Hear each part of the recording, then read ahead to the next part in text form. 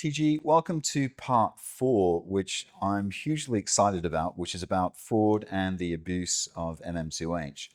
So to kick this topic off, fraud is obviously, it exists everywhere. And obviously it's been in MM2H, and unfortunately, the actions that are taken to prevent them often create, in many ways, more hassle for the genuine applicants who have done absolutely nothing wrong and just want to move ahead with the process. Would you say that's true? Exactly true, Keith. Every new layer of verification, every extra documents required is always a headache for everyone, from the applicant to the agent and even to the government department which process the files. But that's the trade-off that we live in this imperfect world. It's not a perfect world. Yeah. More bureaucracy usually means less fraud, but it doesn't make the process any easier. Right. Sometimes fraud will just happen. It's always a cat and mouse game. And with the MM2H, the early years were particularly vulnerable. From 2002 to 2006, the program was managed by state-level immigration officers. And as what I said earlier, each one has its own interpretation of how things would work. Well, that means open to fraud, abuse, or whatever that is. Because there was nothing standardized, TG? Well, you will have a document that comes out and say applicants must show an income of 7,000 ringgit and deposit 100,000 in the bank. So that is just a piece of paper, probably from the headquarters. This is the requirements. So how are you going to interpret it? How are you going to show the income? You're going to take 1 month, 3 months. Are you going to show the fixed deposit? How fast can you process? Yeah. These are all the additional things. So technically, you could walk into the same office as what I've said earlier in other parts. In the morning, you get one answer, comes back again, another completely different answer. Nice. It depends on the officer on duty. It was definitely chaotic because you go there in the morning, they give you a list of checklists that you need to have. Afternoon, you want to submit the checklist, they say, no, the income, we need to show 3 months. But then you would say, hey, this morning I just came and he said it's just 1 month. No, we need 3 months. Then you go again the next day taking in 3 months and they say, why do you give 3 months? We just need only 1 month. Can you please take back these 2 months? Right. It was like, chaotic. Of course, worse still, there were no centralized systems. Nobody knows anything. Remember, Motorola, flip phones, clamshell phone. Yeah. The bank don't understand what MM2H is, and probably there's still tellers there. ATM machine is there, but you know how many ATMs are there compared to the traditional tellers? And many allow fixed deposit to be withdrawn immediately after placement because the headquarters of the banks never say anything. And most likely the banks also don't even know what MM2H is all about. So of course, this kind of loopholes were quickly exploited by syndicates. So if you look at the visa issuance data from 2002 to 2007, you will notice there's a massive spike in application from China, Bangladesh. You see, this is the data that we are showing. That's not random. These syndicates were bringing people in under MM2H. Right. Depositing money in the morning, withdrawing it the next day, and use the same funds to sponsor dozens more. Rinse and repeat. Rinse and repeat. Yes, like in a shampoo. Yeah. Lather, rinse, repeat. That is textbook human trafficking. Pay me a sum of money, I get you to another country, you work there. It's like an indentured servant in the olden days. Then you pay it off, then you're free to go. So the ones making the most money are the syndicates. So there were many MM2H holders working illegally in Nasi Kandar restaurants, the most popular in Penang, or even other places, or in KTV lounges, especially among Chinese and Bangladesh communities. Chinese is all on the KTVs, Bangladeshis probably at the Nasi Kandar restaurants. That is a known tactic. There were no checks and balance because, yes, they do come in as MM2H and it was still fresh. Yeah. So not many people know about it. So under the visa, they were technically retirees or long-term participants, but essence, in reality, they are just working illegally. And the system just couldn't touch them because they do have a valid visa. There's nothing to say that they cannot work, probably. I'm just saying that because those were like 20 years ago. And I remember this one moment very clearly in 2005, just a year after we launched Alter Domus.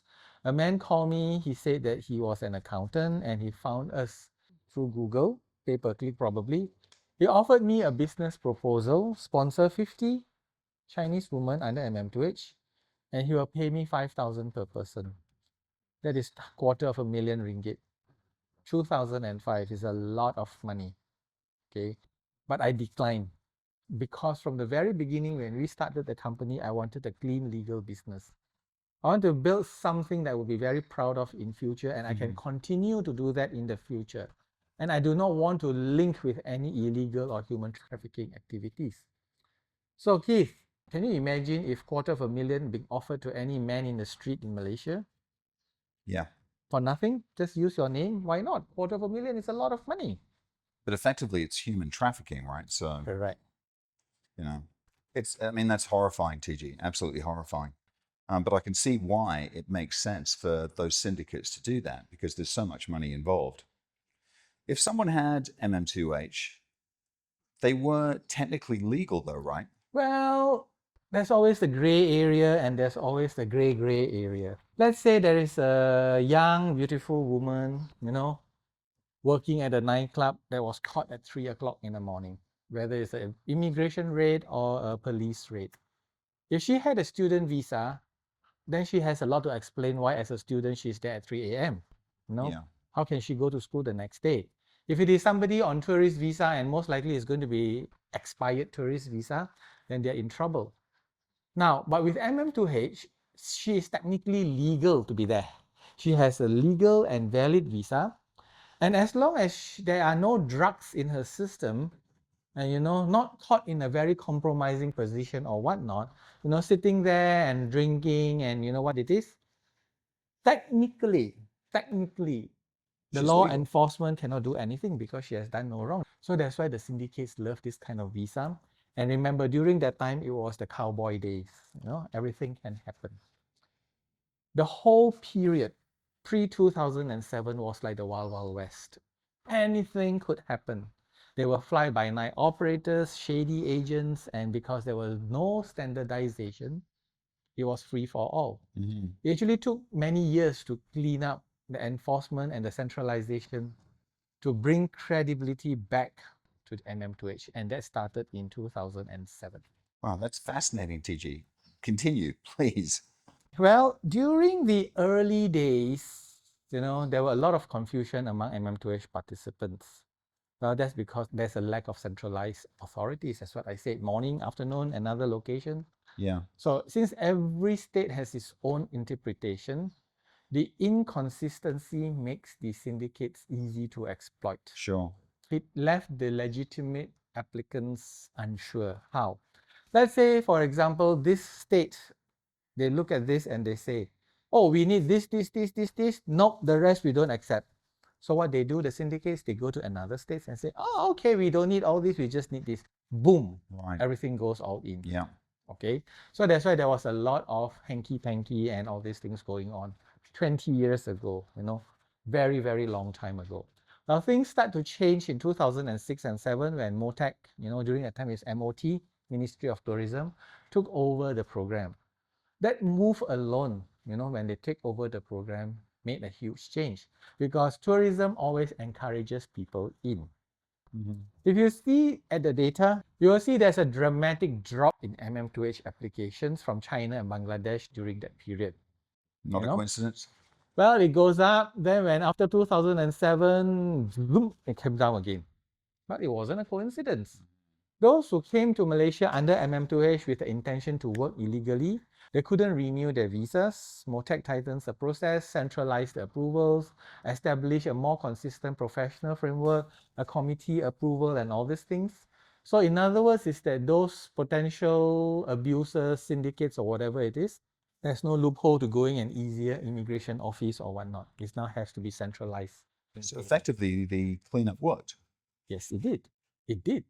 And from that time onwards, our company, which always, all the time has been saying that we're not going to do anything illegal, we made our position very crystal clear. So ever since that accountant in 2005, sponsoring ~250,000 ringgit, we drew a hard line, no shortcuts, no syndicates, no shady deals, nothing illegal. We are committed to do the things the right way. Properly. Yeah. Yes, properly, legally, because our goal has always to be build a long-term business, not a get-rich-quick business. Yeah. And we treasure the relationship. Keith, how long have we known each other? More than 10 years. Yeah. Because you just renewed not too long ago. Yeah. Do we treasure this? Of course. Yeah, absolutely. It's the most important thing. And of course, above that all, we wanted our clients to have peace of mind. They know straight from the beginning that we are not going to do anything illegal. That when they come to us, the MM2H visa will be handled legally, professionally, and with integrity. That is the foundation of Alter Domus that was built on, and it is still today.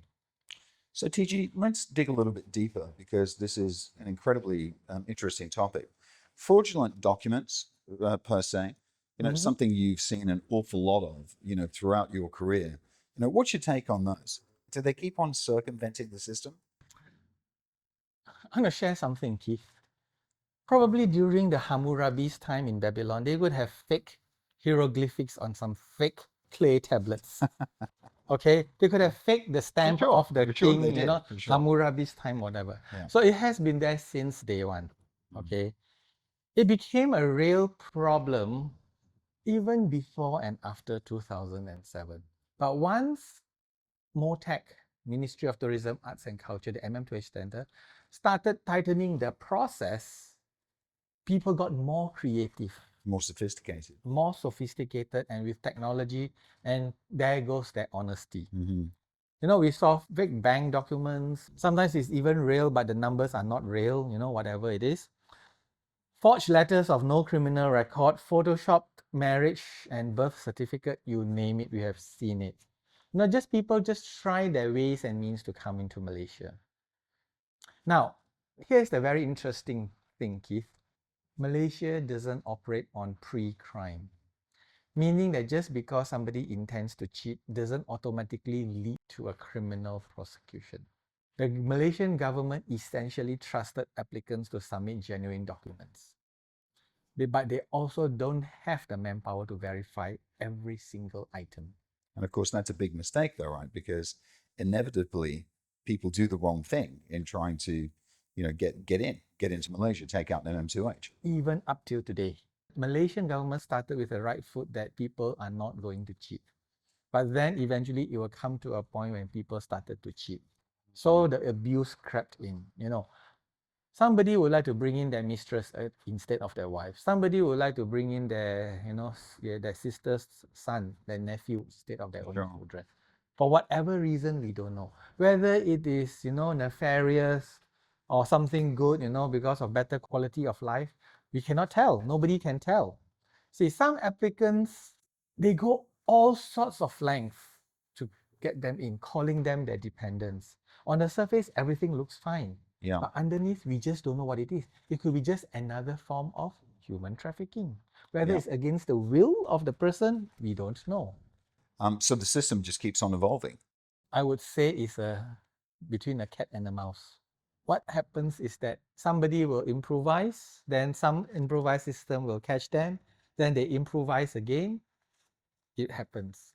So in the early days, the Ministry of Tourism asked for only 1 month bank statement to prove the income. So what happened? Applicants opened a bank account, deposit the money in, either borrowed or their own, printed the bank statement, withdraw the money, close the account. Problem solved. They have the 1 month bank statement. Okay, so the Ministry of Tourism switched to ask 3 months worth of bank statement. But then again, people adapted. They simply borrowed the money for longer and then they returned. So they came out with something called the verification letters. So it's a letter that you pre-sign asking the authorities here to verify your bank account. It's just a letter that's sent to the bank. So you know what they did? They just faked the bank. I was just about to say, let me guess, they faked the bank. Yeah, Bank of London. Do you have a Bank of London? No, but nobody knows there's no Bank of London. Yeah, people will think there is. But Bank of London, the address could probably be your mom's address. So the Ministry of Tourism will send a verification letter to the Bank of London. So the mother open up the bank document, stomp it, and say, this guy has 10 million pounds in his bank account. Send back, voila. Yeah. Sophisticated? Of course. Why not? So does the onus on checking all those documents, TG, fall on you and your company? This is an interesting part, okay? They don't actually ask you to check, but some agents like ourselves do check and we filter out. And we do see that, I actually tell you, one of the most sophisticated cheating and syndicates or whatever you want to say, it actually comes from China. They will always come up with something ingenious. Something that, some of the locals agents may just decide that I need the money, I'll just close an eye. But for us, we will just definitely check it out. And with this ingenuity, they create everything fake, from a fake letter of no criminal record, fake bank statements, fake marriage certificates, fake verification. And, once they have started it, but people will come back and say, you see, I have this fake 50 million renminbi bank account. And when you start to check online, there is no such thing that exists.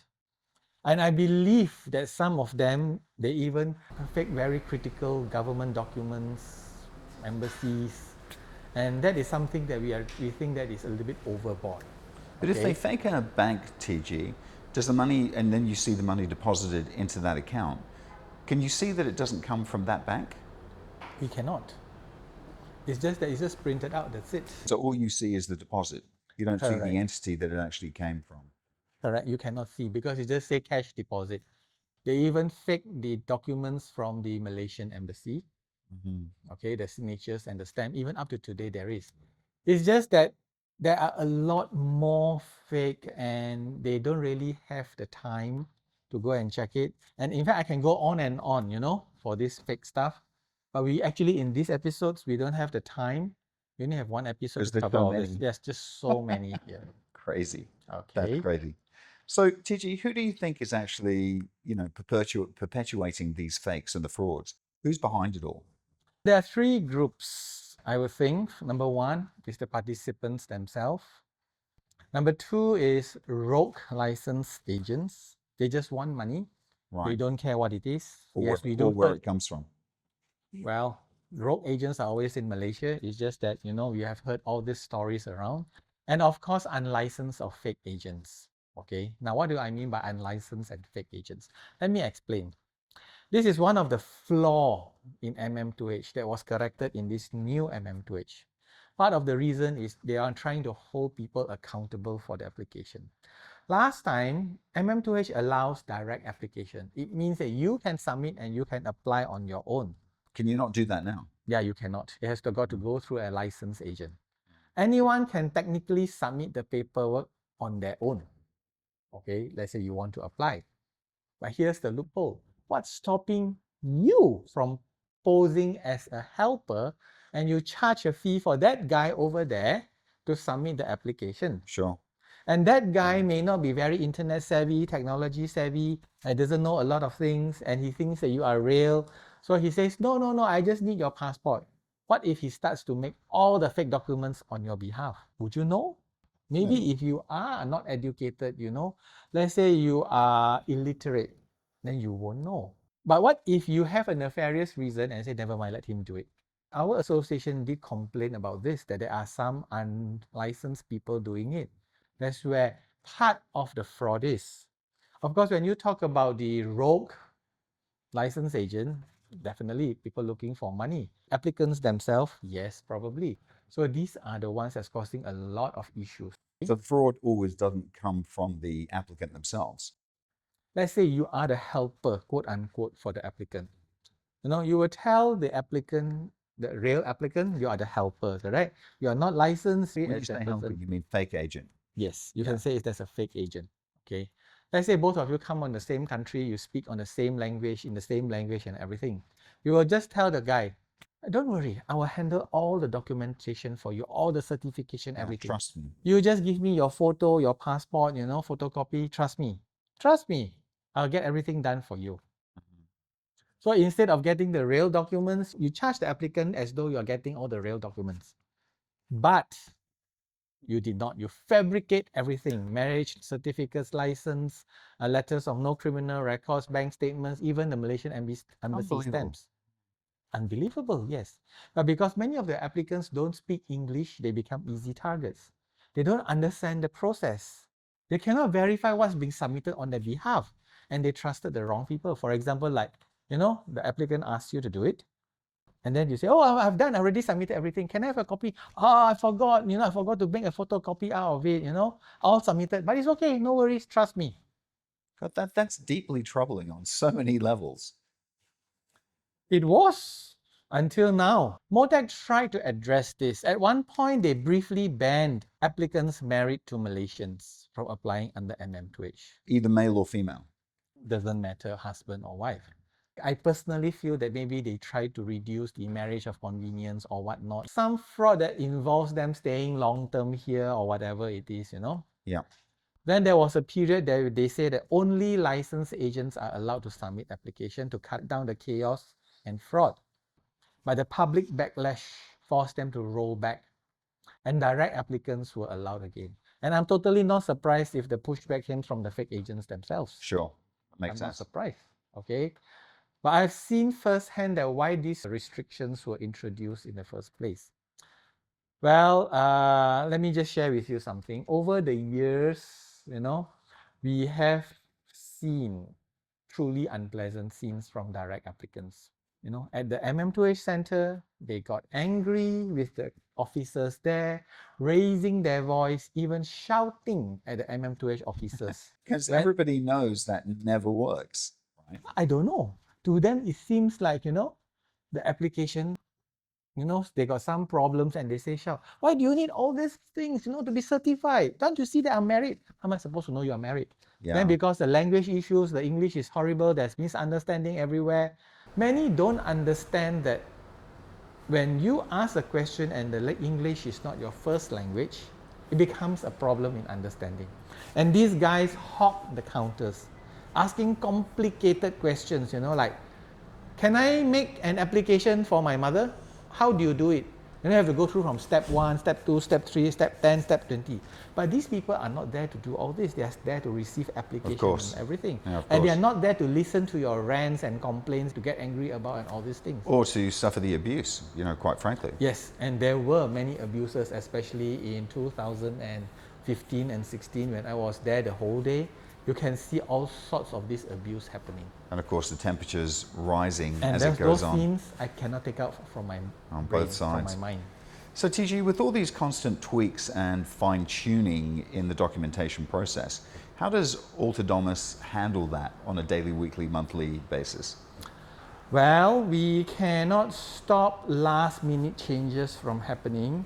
Sure. You see, last-minute changes happens when there is a fraud.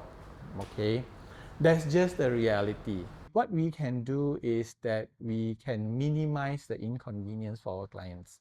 So TG, before just on that point, if there's a fraud that's been committed and then they have to react against that, is it true to say that that affects then all MM2H applicants? They won't give a deadline. They will say tomorrow it happens. I'm going to share with you an example. The letter of no criminal record became a requirement probably sometime in 2009. Before that, there were none. Then suddenly they say that they need the letter of no criminal record. Overnight, they need it. And if you're going to submit the application on that day, they say that you submit now, but within 1 week, you must give me the letter of no criminal record. Because they had wind that some mafia organization is trying to get their members to apply and stay here. Mafia has no problem with money. It's so crazy. Yes. So it was implemented immediately. Now, they say that it is only for the main applicant. So we at Alter Domus immediately tell our clients, we look forward into it. Yeah, so you're always looking forward. forward. We tell them that, it is just a foresight that we move forward.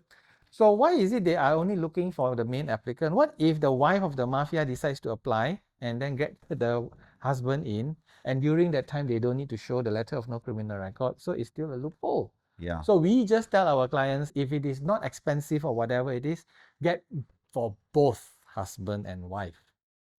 So Okay. you're always thinking steps ahead. Yes, and right how to now it's mitigate also the this. same thing. When MM2H was launched, there is no need to show any financial strength or income. This new MM2H. Right. But I already told my staff that eventually, the good intention of the MM2H will be swarmed by potential abusers. Yeah. So we tell our clients upfront that, just be prepared. It's going to happen and you're going to seek your income and everything. Okay. So with that, it's also something looking forward ahead.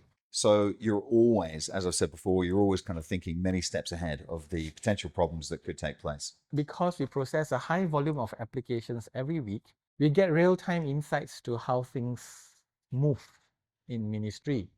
So, well, even then, sometimes we are also surprised, and more than might just quietly introduce a new documentation requirement. If it is not in your file when you show up, they can reject the entire submission just because of one piece of document. So we have to take the file back, make the necessary updates, resubmit the following week. I know it is frustrating, Keith. It is very frustrating when you say that you're going to submit it today, but then it's going to be next week because we need to do it. The only thing we can do is we manage it professionally. We explain it to our clients clearly and the reason why they are asking for it, so that we don't look like we are fumbling and unprepared. Yeah, sure. So I see that, and I imagine, smaller agents or, direct applicants might not see it that way either. That's where likely the myth comes from. You see, if somebody process a few applications per year, or they are doing it on their own, like those people, direct applicants, they like to say the MM2H is always changing. But in most cases, as what I say, it's not the requirements, it's the documents.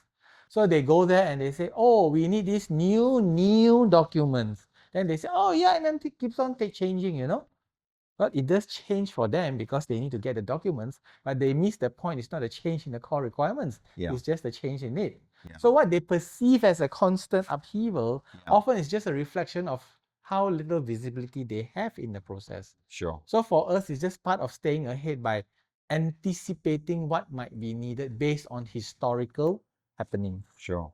And I suppose if you retrospectively, if you think back about that, that's one of the reasons why individual applicants shouldn't be applying by themselves, because they don't see the depth of the system the same the way that you see it. Actually, a few reasons. Number one, they don't see it. Number two, the English may not be good. Number three, how real are these documents? And even if it is found it is fake, how can they stop this guy? Because this guy can just go out coming with a new passport and he is a new guy. So all these potential things. Yeah, no, it makes sense. So TG, any more fraud stories, or shall we move on with this? Oh, I have a lot of fraud stories, but let's save that for another day. Well, shall we move on to the abuse part? Yes, let's go to the abuse part. I think that is just as damaging as it is. Well, about 10 years ago, the official MM2H website listed that participants are allowed to start a company in Malaysia. Well, almost overnight, we saw a surge in application. Why? Getting a proper employment pass to run a business here is notoriously difficult. Too many people abuse that. So people, when they saw the MM2H can do business, there's a backdoor for them. They jumped on it. Soon after that, MOT removed that clause from the website, but the damage has been done. Was it up for very long, TG? Was it up for a period of time? I think for about a year, 6 months to a year. I think so. I cannot remember. I remember one case before COVID. There was this Chinese guy, from China behaving oddly at the MM2H center. He kept on pestering the officers there. Eventually, he came to me because I'm Chinese and he thinks that I can speak in Chinese, which he was right, and asked if I could help him and he add his Indonesian mate in his MM2H file. First, he speaks no English, he speaks no Indonesian language, and he wants to add an Indonesian mate in it. It's kind of like weird, okay? And he gave me his business card. He ran an organization or company offering a combination of Eastern, traditional, and Western medicine. Here's the issue. Healthcare in Malaysia is extremely regulated. You just cannot walk in and start treating people. We went against the spirit of MM2H, which supposedly get the retirees and long-term people to stay here, not for people to start business or entrepreneurs bending the rules. And even if he broke all the rules, what are the consequences? Remember, during that time, probably there were not really a lot of passports that is biometric, so fingerprints were not taken. Yeah. So he could have left the country and come back in with a new passport as a new person. So I mean, that's just one kind of abuse, really, isn't it? Another kind of abuse. Were there others? Oh, yes, there are plenty of them. And one of the most well-known abuses around were tax-free car purchase benefit. Okay, MM2H could import or buy a car locally. I remember this Tax-free. rule. Yes. That is approximately 30% cheaper. You know, I do hear, not from our clients, but some other people, that people actually sold these benefits to Malaysians. You know, okay, I sell you for 3,000 ringgit, you use my name, you can buy a car tax-free. Okay. Then the other one here was the fixed deposit withdrawal, the partial fixed deposit withdrawal for car purchase. You know, it was good intention that you've bought a car, you want to offset it, you know, you want to withdraw partially the money. So you can withdraw partially. Well, the rule did not specify that it has to be a new car. So some applicants bought a lemon, you know, a worthless used car, priced at 51,000 ringgit. Well, that is the limit, a threshold that one would apply if you are above 50 years old. Out of the 150,000 you deposit, you can withdraw 50,000 out. And Sure. that car magically happens to be priced at 51,000. Right. So you can withdraw out. So that car will actually be essentially worth 5 or 10,000. Yeah. But you say that, yeah, you know, this car is in fantastic condition, mint and everything. I love it so much that I'm going to buy at 51,000. But that's a fraud in another sense too, isn't it? Because are the car dealers then involved in this fraud? Well, they did sell the car. Yeah. Whether it is 51,000 or not, nobody knows. But the fraud is actually in the documentation saying it's worth 51,000. Well, you can buy a car from me and you're so happy to pay 51,000. Yeah, you can pay me exactly to show the paperwork of 51,000 transfers to me, and at the behind I just transfer it back to you 50,000. Yeah, I take yeah. 1,000 ringgit and you transfer the car back. Nobody knows. Unbelievable. Yeah, when Motec tightened that loophole and required reasonable market value, a new trick appeared. Multiple ownership transfer, because you need to show that you actually own the car. Right. So we came to knowledge that one car was probably sold to 50 different MM2H participants, each doing a withdrawal on the same vehicle. You know, a literal daisy chain. It's unbelievable, isn't it? It is unbelievable. Unbelievable. And I have to salute that guy who came up with this idea. Yeah. But know? the genius, it's almost like they're bad guy geniuses, and you think if you just used that genius for good, it would be completely We would different. be probably on Mars by then, you know, by now, okay? Crazy. So that led the benefit to be restricted to new cars only, or in some Right. cases, abolished completely. Because you see, when the guy transferred to 50 different people, it's not illegal, it's legal. Yeah. But you don't transfer it so many times. Yeah. There's no legal case for that. It's perfectly legal. TG, what about the domestic helper issue, domestic helper abuse? Can you talk a little bit about that? That is a very interesting thing, okay? It's a very good one. Since 2006, MM2H originally allowed participants to bring in maids of any nationality. That was done in good faith. Okay. Say an expat working in India, retired to Malaysia, or working in Singapore, family staying in Malaysia. Yeah. They wanted to bring their long-term helper along, a maid, and it makes perfect sense. Malaysia allows them to bring in. But this is where it got all twisted up. They receive applications for the maid, the immigration, Motec or whatever it is, and the photo starts to surface. These so-called maids, you know, don't really look like maids. Oh, they're not maids. Now you look at the picture, wow, can this lady actually do the sweeping and everything? You know?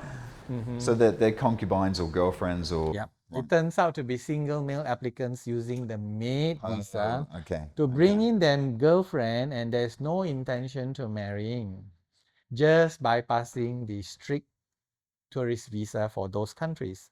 MOT at that point of time changed the rule. They say that this maid benefit is only good for married couples. If you are single, cannot. So if you want to bring in a maid, you have to bring in your wife. Okay. And then there's also the financial abuse as well. Well, this is very subtle. It's not illegal, and the ministry knew about it, the government knew about it. That's the reason why I think they put in the 90-day minimum stay for the new applicants here. This one is mostly for the younger ones. Okay, this is very subtle but very impactful for the country. See, Some participants deposit 300,000 ringgit and get the MM2H visa. That could be 10, 15 years ago. But they actually never set foot in Malaysia after getting the visa. Never. Never. Never set foot. Never. Because, Malaysia was not even part of the radar. And usually it's only a few countries where they need visa to visit Malaysia. So they get this visa. Technically, they can visit Malaysia anytime without any tourist visa. But they never, because they like to go to developed countries, like UK, France, and enjoy themselves rather than in Malaysia.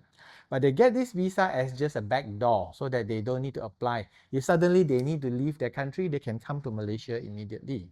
So what happens is that 10 years after they have applied, they never came back. They say, I want to cancel this visa. They cancel the visa and withdraw. They put in 300K, they may withdraw 420K. Why? Interest. Right. So basically, Malaysia paid them to get the visa they never use. So of course, Malaysia is not going to be happy. So that's why they put in a minimum days to stay requirement for the younger ones. Okay, that's the reason why this new MM2H has the minimum days to stay in requirement. Right. At least Malaysia has to get some benefit from them. Yeah. I mean, it was interesting. Earlier on, you described that as a cat and mouse game. And it really is a cat and mouse game. It's always a game between the government, the fraudster, and the opportunists. I mean, for all the years, we have seen so many abuses from direct applicants, rogue agents, fake agents, whatever it is. And, even for direct applicants, on paper, the idea of you doing it yourself sounds good, but in reality, a lot of these cases turn messy. I've spent hours sitting at the MM2H center. I've seen how these direct applicants behave. Not all of them, but a good number of them are, very bad. It's something that I really want to forget. That's what I said earlier. Yell at the officers, hog the counters, refuse to listen, and often don't understand English well enough to follow instruction. Keep on repeating and repeating and repeating until everybody get agitated. But in the end, it just makes it worse for real applicants. Correct. For people who don't want to abuse the system. Yes. Even the direct applicants who are real, they also are suffering. Then, of course, you add in the bad agents, fraudster, impersonators, not licensed agents and everything, guiding participants, doing all the wrong documents. And they got really brazen. You can actually see them advising the client at the MM2H center. And we know that he's not an agent because, we know everybody, each other there Sure. as agents. And then somebody starts to do all this. We just look at him and say, he's not even an agent. Yeah. That's why having professional guidance on these kind of matters is very important. At least it protects the integrity of the systems and really help genuine applicants get what they come for. Well said, TG. I 100% agree. TG, thank you very much. Thank you again. We have been doing this for 20 years and everything we do is by the book. We have built our reputation, our integrity, and there's absolutely no reason at all to compromise on that.